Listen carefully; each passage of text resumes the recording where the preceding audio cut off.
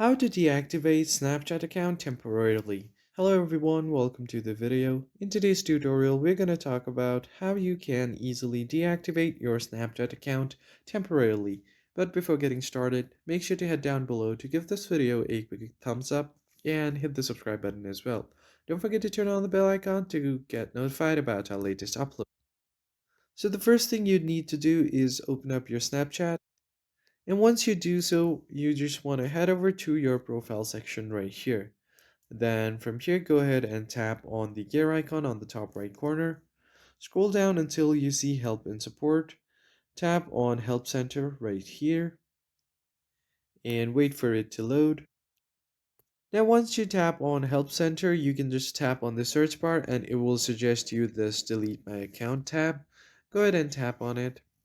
So here you'll see an article on how you can delete it. So as you can see here, to deactivate or delete your Snapchat account, you just have to follow these steps. This will deactivate your account for 30 days, and during which the time account can still be reactivated. Once you have deleted your account, you still have 30 days to reactivate, but this is very important. If you don't log back in within those 30 days, your account will be permanently deleted. So what you would need to do here is log into the Snapchat account portal first. You can just tap on this link right here, tap on delete my account, enter your password and tap on continue. So go ahead and tap on this portal link right here. Now just enter your login credentials. Now you will be prompted to enter your password. And if you have set any authenticator app, you will need to enter the code as well. Now once you have done all of these steps, here you will just have to tap on this delete my account, and once you do so, you will just have to confirm.